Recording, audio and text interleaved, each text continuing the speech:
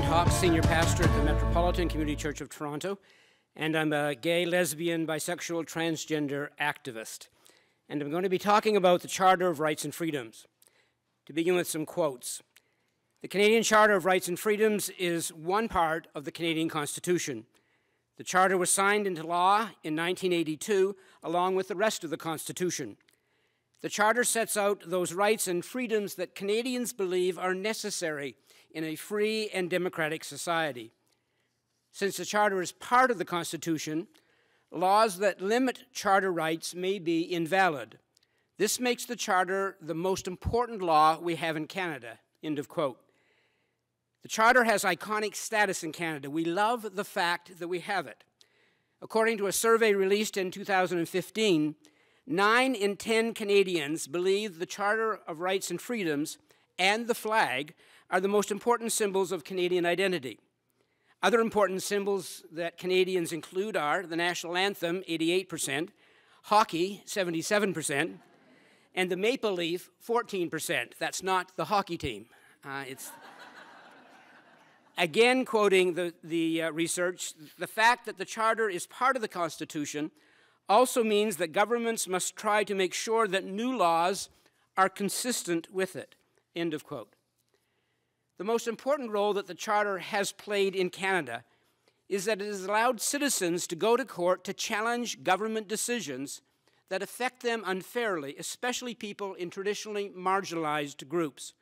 Whereas before the Charter, you really had no recourse except to try and defeat the government at the next election. That's a fundamental change in the way Canada operates. It's about the ordinary person taking on the government. Someone like George Hislop was able to go to the Supreme Court of Canada and force the federal government to stop denying pensions to same-sex couples. The Charter has been important in making us a better country. It has contributed fundamentally to changing a culture of human rights in Canada, making us aware of our rights and that we don't have to accept unjust situations. It has allowed us to make some lasting changes, and the best example that I can think of is same-sex marriage, an example of where, when something is politically controversial, governments are often reluctant to take action. And so we've been able to achieve same-sex marriage through the courts. And once that change was made, it helped to change hearts and minds of Canadians. And now that's a change that I think we can acknowledge as permanent and something that Canadians take pride in.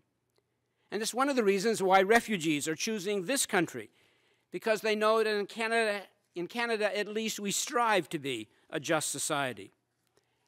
Unfortunately, regarding Aboriginal rights, the Charter does not confer any new rights, but does again, and I quote, "The Charter must be enforced in a way that does not diminish Aboriginal rights." As the Court of Appeal in Ontario ruled in 1988, this section confers no new rights, but instead shields existing ones. There are two main ways that I think the Charter might be helpful going forward. First, the Charter is going to continue to be useful in resolving what we call a clash of rights situations. For example, often we see people who are religious conservatives objecting to gay, lesbian, bisexual, and transgender rights. They are trying to use religious freedom to undermine equality rights. The courts have ruled that there is no hierarchy of rights. So someone will need to decide how to strike the balance. And the courts, I think, will continue to be called upon to do that balancing exercise in a way that respects the rights of all. Secondly, the Charter is very useful for the protection of ordinary citizens against tyranny. The Charter will continue to be the main protector that we have against the abuse of the majority, including majority governments. We just have to look at what is happening in the United States right now. If it was not for the Constitution of the United States and for the judges and the lawyers who are able to use the Constitution to constrain the power of the president, a president might be able to do just about anything, or at least think they can. Unfettered power is normally a formula for trampling of human rights, and it's the Charter that stands as a safeguard for the individual against that kind of abuse of power.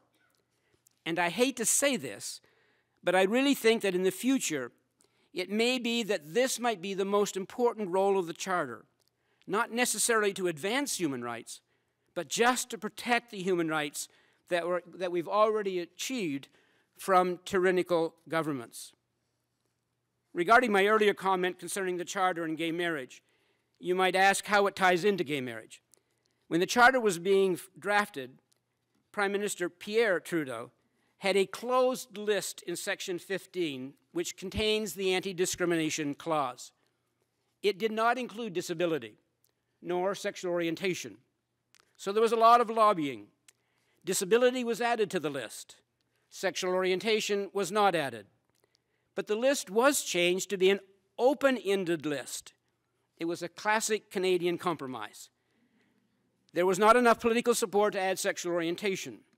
However, even before the Charter was passed, Trudeau's Justice Minister, Jean Chrétien, agreed that changing the list to be an open-ended one meant that the courts would likely interpret the Charter to include unnamed analogous grounds, and that sexual orientation would likely become one of those grounds.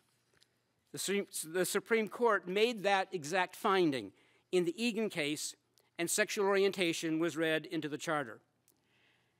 On January the 14th, 2001, I married the first legally married same-sex couples in the world in Toronto. The morning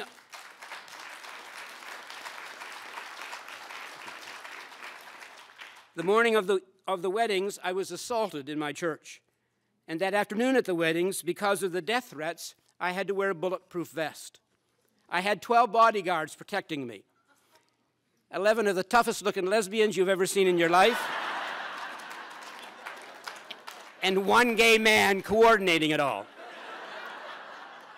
There were 50 police officers present in the church, and there were protesters outside. That's not the 1950s nor the 1960s. That was 2001.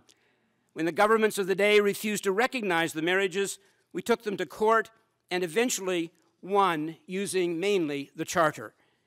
I believe the Charter has made us a better country and will continue to do so. Thank you.